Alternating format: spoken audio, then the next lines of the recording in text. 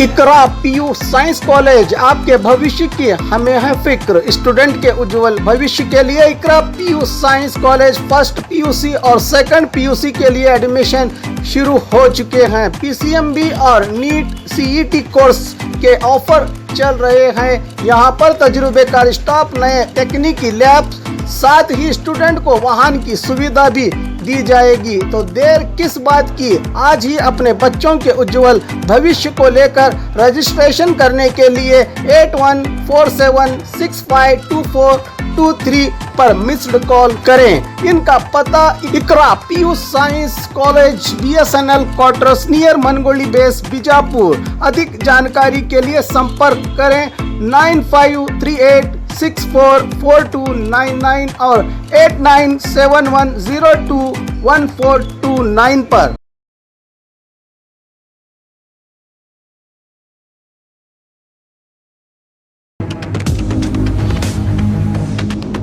स्वागत है आपका भी न्यूज नेशन में। मैं हूं आबिद हुसैन शेख। गणेश उत्सव पर पाबंदी हटाए सरकार, अप्पा साहब पट्टन शेट्टी। कल सरकार के रेवेन्यू विभाग की ओर से सभी धार्मिक त्योहारों के लिए मार्गसूची जारी की गई है। सरकार के फैसले पर नाराजगी जताते हुए पूर्व मंत्री अप्पा साहब पट्टन शेट्टी ने आज प्रेस कॉन्फ्रेंस करके सरकार से अपील की है कि कोरोना नियमों के साथ सार्वजनिक गणेश उत्सव को अनुमति दे सरकार। ये प्रथा सालों से चलती आई है। अगर इस पर रोक लगाएंगे तो युवा पीढ़ी में धार्मिक भावनाएं मर जाएंगी। इस सार्वजनिक गणेश उत्सव से हिंदू धर्म की सभ्यता और संस्कृति को जनता तक पहुंचाया जा सकता है। कई सियासी पार्टी के फंक्शंस में भी खुलेआम कोरोना नियम उल्लंघन होते दिखे हैं। हमें सिर्फ गणेश जी के दर्शन करके सार्वजनिक जगह पर गणेश उत्सव की अनुमति देने की मांग मीडिया के जरिए सरकार से की है। अप्पा साहब पट्टन शेट्टी ने कहा कि अपना फैसला बदले सरकार। आज शाम एक्सपर्ट के साथ चलने वाली अहम सभा में लॉकडाउन के नियंत्रण को लेकर कई और बड़े फैसले, जनता की सुरक्षा को लेकर सीएम लेने वाले हैं। पूर्व मंत्री को विश्वास है कि इस सभा में आस्था से जुड़े इन त्योहारों को कोरोना नियमों के साथ मनाने की अनुमति देगी सरकार, कहा गजानन महामंडली के अध्यक्ष अप्पा साहब पट्टन शेट्टी ने। ಸ್ವಲ್ಪ ಸಡ್ಲಿಕ್ಕೆ ಮಾಡಿ ಅವಕಾಶ ಮಾಡಿಕೊಟ್ಟಿದ್ರು. ಕಳೆದ ಬಾರಿ ಅಷ್ಟು ಈ ಸಲ ಇಲ್ಲ ಅಂತ ನನಗೆ ಅನಿಸ್ತದೆ. ಯಾಕಂದ್ರೆ ಭಾಳಷ್ಟು ಕಾರ್ಯಕ್ರಮಗಳು ನೋಡ್ತಾ ಇದ್ದೀವಿ ನಾವು. ಬೇರೆ ಬೇರೆ ಇವತ್ತು ದೇವಸ್ಥಾನ ಓಪನ್ ಮಾಡಲಿಕ್ಕೆ ಅವಕಾಶ ಮಾಡಿಕೊಟ್ಟಿದ್ದಾರೆ. ಎಲ್ಲವೂ ಕೂಡ ಇದೆ. ಇದು ನಮ್ಮ ಈ ಸಲ ಗಜಾನನ ಮಹಾಮಂಡಳಿ ಕೂಡ ಅವಕಾಶ, ಉತ್ಸವಗಳಿಗೆ ಅವಕಾಶ ಮಾಡಿಕೊಡ್ರಿ ಅನ್ನುವಂಥ ಮೊದಲೇದಾಗಿ ಸರ್ಕಾರಕ್ಕೆ ನಾನು ಮನವಿ ಮಾಡೋಕ್ಕೆ ಬಯಸ್ತಾ ಇದ್ದೀನಿ. ಯಾಕೆ ಕೊಡಬೇಕು ಅಂದ್ರೆ ಈಗಾಗಲೇ ದೇವಸ್ಥಾನಗಳೆಲ್ಲ ಪ್ರಾರಂಭ ಅದಾವ, ಅಲ್ಲೆಲ್ಲೇ ಸಣ್ಣ ಪ್ರಮಾಣದ ಜಾತ್ರೆಗಳು ನಡೀತದಾವೆ, ಸಾಕಷ್ಟು ಕಾರ್ಯಕ್ರಮ ನಡೀತದಾವೆ. ಎಲ್ಲ ಪಾರ್ಟಿಯು, BJP ಅಷ್ಟೇ ಅಲ್ಲ, ಬೇರೆ ಬೇರೆ ಪಾರ್ಟಿಯು ಕೂಡ ಕಾರ್ಯಕ್ರಮ ನಡೀತಿರ್ತವೆ. ಎಲ್ಲ ಸಚಿವರು ತಮ್ಮ ತಮ್ಮ ಕಚೇರಿನ ಉದ್ಘಾಟನೆ ಮಾಡತ್ತಾರೆ, ಅಲ್ಲಿ ಜನ ಕೂಡ್ತಿರ್ತಾರೆ. ಇದಕ್ಕೆ ಸಾರ್ವಜನಿಕ ಉತ್ಸವ ಇದು ಗಜಾನನ ಉತ್ಸವ, ಇದು ರಾಷ್ಟ್ರೀಯ ಹಬ್ಬ. ಇದು ಒಂಥರ ಇದು ಎಲ್ಲ ಜಾತಿ ಧರ್ಮ ಯಾವುದೇ ವರ್ಗ ರಹಿತವಾಗಿ ಆಚರಣೆ ಮಾಡುವಂಥ ಹಬ್ಬ. ಮತ್ತು ಎಲ್ಲರೂ ಕೂಡ ಇಡೀ ದೇಶದಲ್ಲಿ, ಫಾರಿನ್ದಾಗ ಸುದ್ದಿ ವಿದೇಶದಾಗೂ ನಮ್ಮ ಎಲ್ಲೆಲ್ಲಿ ಹಿಂದೂಗಳು ಅಥವಾ ನಮ್ಮ ಇಂಡಿಯನ್ದವ್ರು ಅದಾರ, ಅವರು ಕೂಡ ಅಲ್ಲಿ ಗಣೇಶ ಹಬ್ಬನೂ ಆಚರಣೆ ಮಾಡ್ತಾರೆ. ನಾವು ವಾಟ್ಸಪ್ ಸೋಷಿಯಲ್ ಮೀಡಿಯಾದಾಗ ನೋಡಿದೆವು. ಆಫ್ರಿಕನ್ಸು ಕೂಡ ಒಂದು ಕೆಲವೊಬ್ಬರು ಗಣಪತಿಯನ್ನು ಮೆರವಣಿಗೆ ಮಾಡ್ಕೊಂಡು ಅಂತ ನೋಡಿ. ಇದು ಒಂಥರ ಪ್ರತಿಯೊಬ್ಬರಲ್ಲಿ ಕೂಡ ಧಾರ್ಮಿಕ ಮನೋಭಾವನೆ ಮತ್ತು ಸಂಘಟನಾ ಮನೋಭಾವನೆ ಮತ್ತು ಸಾರ್ವಜನಿಕವಾಗಿ ಒಗ್ಗೂಡಿಸುವಂಥ ಒಂದು ಉತ್ಸವ ಇದು. ಮನೆಯಲ್ಲಿ ಪ್ರತಿಯೊಬ್ಬರು ಗಜಾನ ಉತ್ಸವ ಮಾಡೇ ಮಾಡ್ತೀವಿ, ಆದರೂ ಕೂಡ ಸಾರ್ವಜನಿಕ ಉತ್ಸವ ಪರಂಪರೆ ಭಾಳಷ್ಟು ವರ್ಷಗಳ ಕಾಲದಿಂದ ಬಂದಂಥದ್ದು. ಇದು ಏನಾಗ್ತದಪ್ಪ ಅಂದ್ರೆ ಅವರು ಏನೋ ಅದೇ ಸರ್ಕಾರ ಮಾಡ್ಯಾರ, ಗುಡಿಯಾಗೆ ಕುಂಡ್ರಿಸ್ರಿ ಅಂತೇಳಿ. ಯಾಕೆ ಎಲ್ಲ ಕಡೆ ಗುಡಿಗಳು ಅಷ್ಟು ಪ್ರಮಾಣದಲ್ಲಿ ಇಲ್ಲ ನಮ್ಮ ಬಿಜಾಪುರದಾಗ. ಮತ್ತು 100, 200, 300, 400 ತನಕ ಉತ್ಸವಗಳು ಸಿಟಿಯಾಗಿ ನಡೀತಾವೆ. ಮತ್ತು ತಾಲೂಕು ಮಟ್ಟದಾಗ ಬೇರೆ ಬೇರೆ ಹಳ್ಳಿಯಲ್ಲಿ ಕೂಡ ಉತ್ಸವಗಳು ನಡೀತಾವೆ. ಇದೊಂಥರ ಯುವಕರಿಗೆ ಒಂದು ಒಳ್ಳೆಯ ಸ್ಫೂರ್ತಿದಾಯಕವಾದಂಥದ್ದು ಇದು. ಅದಕ್ಕೆ ನಮ್ಮ ಮನವಿ ಏನಪ್ಪ ಅಂದ್ರೆ ಇದಕ್ಕೆ ಅವಕಾಶ ಮಾಡಿಕೊಡ್ರಿ. ನೀವು ನಿರ್ಬಂಧನೆಗಳು ಹಾಕ್ರಿ. ನೀವೇನಾದರೂ ಈ ಕೊರೋನಾ ತಡೆಗಟ್ಟುವ ರೀತಿಯಲ್ಲಿ ನಿಮ್ಮದೇನು ನಿಬಂಧನೆಗಳದಾವ, ಈ ರೀತಿ ಇರಬೇಕು ಅನ್ನುವಂಥದ್ದು. ನೀವು ಇಷ್ಟು ಜನನೇ ಸೇರಿ ನೀವು ಪೂಜಾ ಕಾರ್ಯಕ್ರಮ ಮಾಡಬೇಕು, ಇಷ್ಟು ಜನನೇ ನೀವು ಮೆರವಣಿಗೆಯಲ್ಲಿ ಇರಬೇಕು. ಮತ್ತು ನೀವೇನಾದರೂ ಹಿಂಗೆ ಅನ್ನ ಪ್ರಸಾದ ಬೇಡ, ಅದು ಬೇಡ, ಅಥವಾ ಡಾಕ್ಟ್ರಿಗೆ ಚೆಕ್ ಮಾಡಿರಿ, ಅಥವಾ ಏನಾದರೂ ನೀವು ಬೇರೆ ಬೇರೆ ನಿಮ್ಮ ಕರೋನಾ ತಡೆಗಟ್ಟಲಿಕ್ಕೆ ಏನೇನು ನಿಯಮಗಳದಾವ ಅಥವಾ ನಿರ್ಬಂಧನೆಗಳು ಅವನ್ನ ಹಾಕಿ ನೀವು ಅವಕಾಶ ಮಾಡಿ ಕೊಡ್ರಿ ಅನ್ನುವಂಥದ್ದು ನಾವು ಗಜಾನನ ಮಹಾಮಂಡಳ ಬಿಜಾಪುರ ಜಿಲ್ಲಾ ವತಿಯಿಂದ ನಾವು ಸರ್ಕಾರಕ್ಕೆ ಮನವಿ ಮಾಡ್ತೀವಿ. ನಾವು ನಿನ್ನೆನೂ ಕೂಡ ಜಿಲ್ಲಾಧಿಕಾರಿಗಳ ಮುಖಾಂತರ ಮಾನ್ಯ ಮುಖ್ಯಮಂತ್ರಿಗಳಿಗೆ ಒಂದು ಮನವಿ ಮಾಡಿದ್ವಿ. ಇವತ್ತು ನಾನು ಆದೇಶ ಪತ್ರದೇ ಚೆಕ್ ಮಾಡಿದ್ದು ಪ್ರಧಾನ ಕಾರ್ಯದರ್ಶಿ ಕಂದಾಯ ಇಲಾಖೆಯವ್ರು ಮಾಡಿದ್ದಾರೆ. ನಾವು ಕಂದಾಯ ಇಲಾಖೆ ಮತ್ತು ಪಟ್ಟಂಥ ಮಂತ್ರಿಗಳು ಕೂಡ ಇವತ್ತು ಪತ್ರ ಬರೆದು ಅವರಿಗೆ ಕೂಡ ಗಮನಕ್ಕೆ ತರುವಂಥ ಪ್ರಯತ್ನ ಮಾಡ್ತೀವಿ. ಯಾಕಂದರೆ ಇದು ಈ ಹಬ್ಬ ಒಂದು ಸಲ ಏನಾದರೂ ಬ್ರೇಕ್ ಆಯಿತು ಅಂದರೆ ಇದು ಮುಂದೆ ಸಂಘಟನೆ ಆಗೋದು ಭಾಳ ಕಷ್ಟ ಆಗ್ತದೆ. ಯಾಕಂದರೆ ಇದು ಹೋಗೋ ಎಲ್ಲ ಅವ್ರು ಇವ್ರು ಕೂಡ್ಕೊಂಡು ಮಾಡುವಂಥದ್ದು. ಏನೋ ಇದು ಟ್ರಸ್ಟು ಇರೋಂಗಿಲ್ಲ, ರಿಜಿಸ್ಟ್ರೇಷನ್ ಇರೋಂಗಿಲ್ಲ, ಅಥವಾ ಎಲ್ಲ ಕಡೆ ಇರೋಂಗಿಲ್ಲ. ನಾವು ಭಾಳ ಆದ್ರೆ ನಮ್ಮದು ಮಹಾಮಂಡಳ ಒಂದು ಏನೋ ಇರ್ಬೋದು, ಆದರೆ ಎಲ್ಲ ಕಡೆ ಅದು ಇಲ್ಲದು. ಅಂಥ ಒಂದು ಹೆಂಗೆ ಸಂಘಟಿತನಾಗಿ ಮಾಡುವಂಥ ಒಂದು ಉತ್ಸವ ಇದು. ಮತ್ತು ಇದು ಅವರು ಇವರು ಮಾಡುವಂಥದ್ದಲ್ಲ, ಎಲ್ಲರೂ. ಯಾಕಂದ್ರೆ ನೀವು ಬೇರೆ ಬೇರೆ ಹಬ್ಬಗಳು ನೋಡಿರ್ಬೇಕಾರೆ ನೀವು ಒಂದೊಂದು ಜಾತ್ರೆಗಳು, ಒಂದು ಹಬ್ಬಗಳು ಒಂದೊಂದು ಧರ್ಮದವ್ರು ಹೆಚ್ಚು ಆಚರಣೆ ಮಾಡಿ ಮುಂಚೂಣಿ ಇದು ಮಾಡ್ತಾರೆ. ಇದು ಗಣಪತಿ ಹಂಗಲ್ಲ, ಎಲ್ಲ ಸಮಾಜದವರು ಇದು ಮಾಡುವಂಥದ್ದು. ಅದಕ್ಕೆ ಹೋಸರನ್ನು ಕೊಟ್ಟಿದ್ರಿ. ಮತ್ತು ಈ ಸಲ ಯಾಕಂದ್ರೆ ಸಮಯ ಇಲ್ಲ, ಸ್ವಲ್ಪ ಸಮಯ ಅದ. ಇದಕ್ಕೆಲ್ಲ ವ್ಯಾಪಾರಸ್ಥರು ಆತಂಕದಾಗ ಅದಾರ. ಯಾಕಂದ್ರೆ ಭಾಳಷ್ಟು ತಯಾರಿ ನಡೆದ್ಬಿಟ್ಟಿರ್ತಾರೆ. ಆಗಾಗಲೇ ಮೂರ್ತಿ ತಂದಿರ್ತಾರೆ. ಆ ಡೆಕೋರೇಷನ್ದವರು ಎಲ್ಲ ವ್ಯಾಪಾರಸ್ಥದಾಗ ಏನೋ ಖರೀದಿ ಆಗ್ತದೆ ಕೂಡ ಅವರು ತಂದಿರ್ತಾರೆ. ಮತ್ತು ಈ ಹೂವು ಹಣ್ಣು ತರಕಾರಿ ಇವೆಲ್ಲ ಕೂಡ ಹೂವು ಹಣ್ಣು ಏನು ಇರ್ತಾವೆ. ಇದ್ರಾಗ ವ್ಯಾಪಾರಸ್ಥರು ಕೂಡ ಏನೋ ಗಣಚೌತಿ ಬಂದಕ್ರೆ ಒಳ್ಳೆಯ ವ್ಯಾಪಾರ ಆಗ್ತದೆ. ರೈತರು ಕೂಡ ಅದನ್ನೊಂದು ಬೆಳೆಗೆ ಒಂದು ಸೀಮಿತವಾಗಿ ಅದನ್ನು ಬೆಳೆದು ರೆಡಿಯಾಗಿ ಕೂತಿರ್ತಾರೆ. ಎಲ್ಲರೂ ಕೂಡ ತೊಂದರೆ ಆಗ್ತದೆ. ಅದಕ್ಕೆ ಈ ದೀಪಾಲಂಕಾರ ಇರ್ಬೋದು, ಸ್ಟೇಜ್ನವ್ರು ಇರ್ಬೋದು.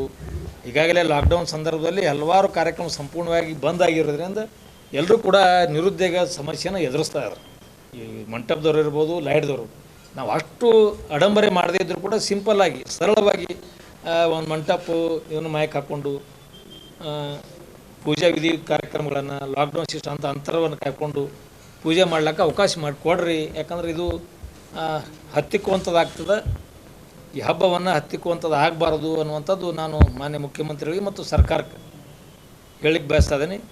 ಅದಕ್ಕೆ ಮಾನ್ಯ ಮುಖ್ಯಮಂತ್ರಿಗಳು ಕೂಡ ಸಾಕಷ್ಟು ಹೊಸ ಅವರು ವೈಯಕ್ತಿಕವಾಗಿ ನಿರ್ಧಾರಗಳನ್ನು ತೆಗೆದುಕೊಂಡು ಇವತ್ತು ಮಾದರಿಯ ಮುಖ್ಯಮಂತ್ರಿಗಳಾಗಿ ಕಾರ್ಯವನ್ನು ನಿರ್ವಹಿಸ್ತಾರೆ. ಯಾಕಂದ್ರೆ ನಾವು 2-3 ನಿರ್ಧಾರಗಳನ್ನು ತೊಗೊಂಡು ಇನ್ನು ಫ್ಲೆಕ್ಸ್ ಬೋರ್ಡ್ ಇರಬಾರ್ದು, ಗಾರ್ಡ್ ಆಫ್ ಆನರ್ ಎಷ್ಟು ಅವಶ್ಯಕತೆ ಅಷ್ಟೇ ಮಾಡಿ, ಹೆಚ್ಚಿಗೆ ಮಾಡುವಂಥ ಅವಶ್ಯಕತೆ ಇಲ್ಲ.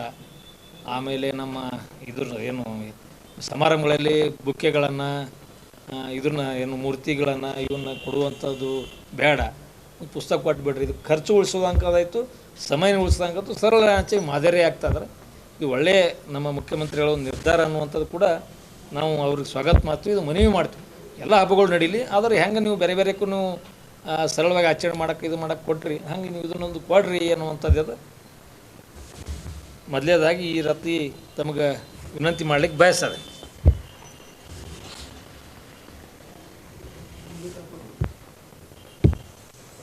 ಏನು ಕೇಳೋದು ಕೇಳ್ಬೋದು.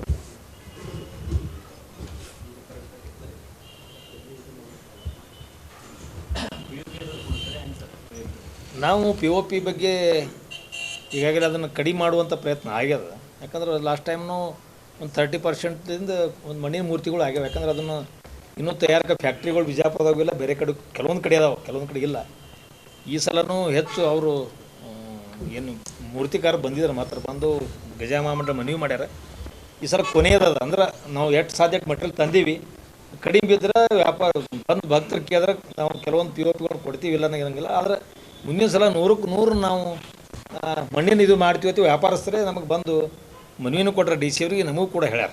ಮುಂದಿನ ಸಲದಿಂದ ನಾವು ಯಾವುದೇ ರೀತಿ POP ಇದನ್ನು ಮಾಡೋದಿಲ್ಲ, ಟೋಟಲಿ 100% ನಾವು ಮಣ್ಣಿಂದ ಮಾಡ್ತೀವಿ.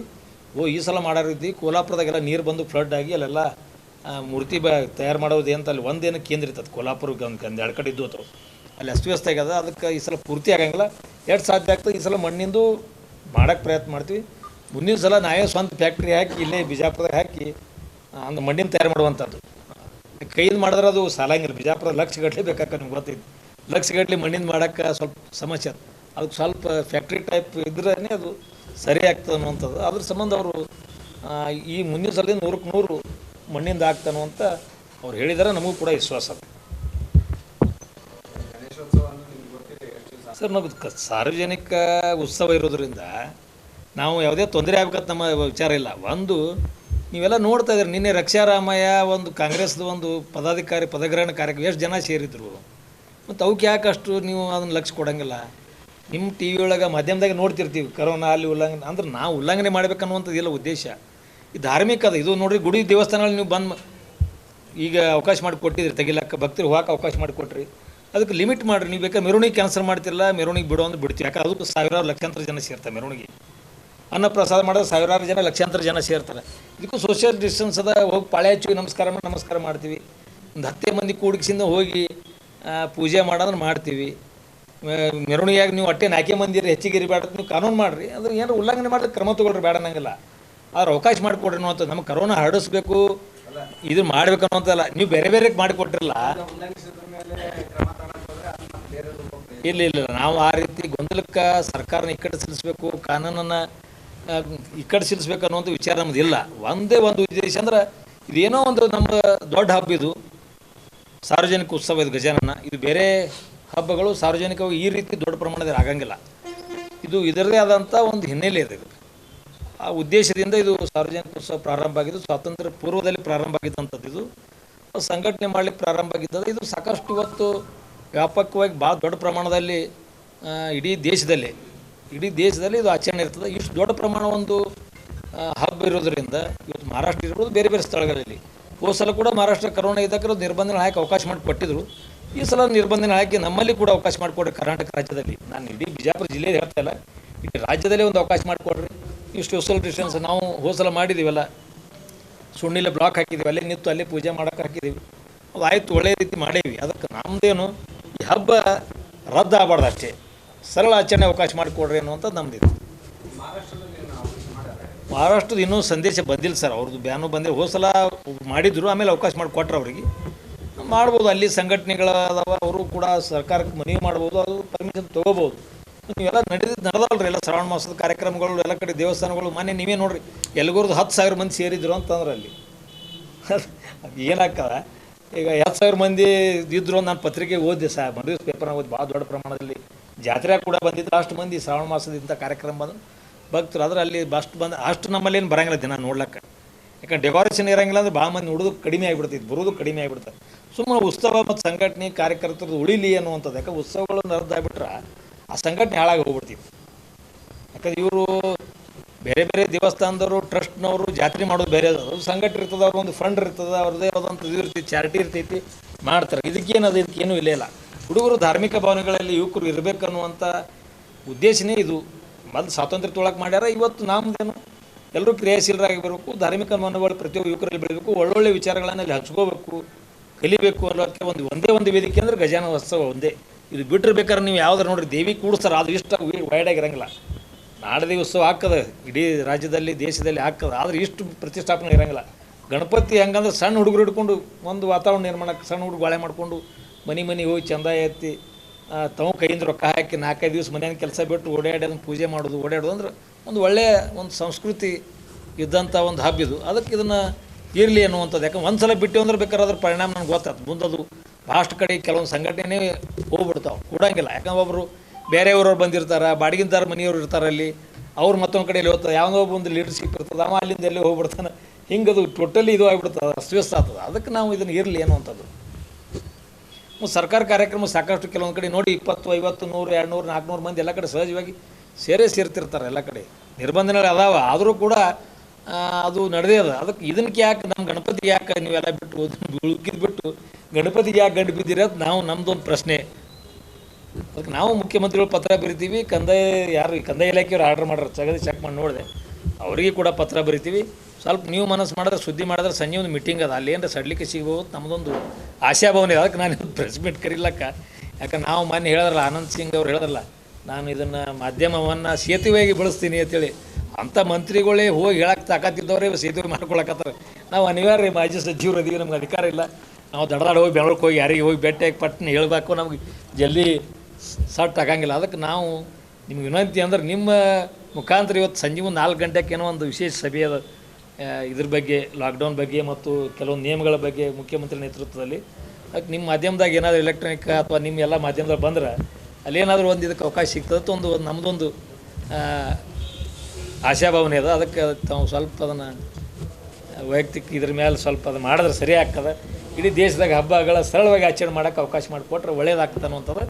ಕೊಡದೇ ಇದ್ದರೂ ಕೂಡ ನಾವು ಮುಂದಿನ ದಿನಮಾನಗಳಲ್ಲಿ ಇನ್ನೂ ನಾವೆಲ್ಲರೂ ಸೇರಿಕೊಂಡು ಏನು ಮಾಡಬೇಕು ಅನ್ನೋಂಥ, ಯಾಕಂದ್ರೆ ಇದು ಮೊದಲೇ ಹಂತದ್ದು. ಇದು ನಮ್ಮದು ಮೊದಲೇ ಹಂತದ ನಾವು ನೀನು ಮನವಿ ಮಾಡೀವಿ ಸರ್ಕಾರಕ್ಕೂ, ಅದನ್ನು ಡಿ ಸಿ ಅವ್ರ ಮುಖಾಂತರ ಕಳಿಸೀವಿ. ಇವತ್ತು ಪತ್ರಿಕಾ ಸಭೆ ತೆಗೆದು ಇವತ್ತು ಸರ್ಕಾರದ ಗಮನ ಸೆಳೆಯುವಂಥದ್ದು ಮತ್ತು ಸಾರ್ವಜನಿಕರೆಲ್ಲ ಗೊತ್ತಾಗುವಂಥ ಪ್ರಯತ್ನ ಕೂಡ ಮಾಡಿದ್ದೀವಿ.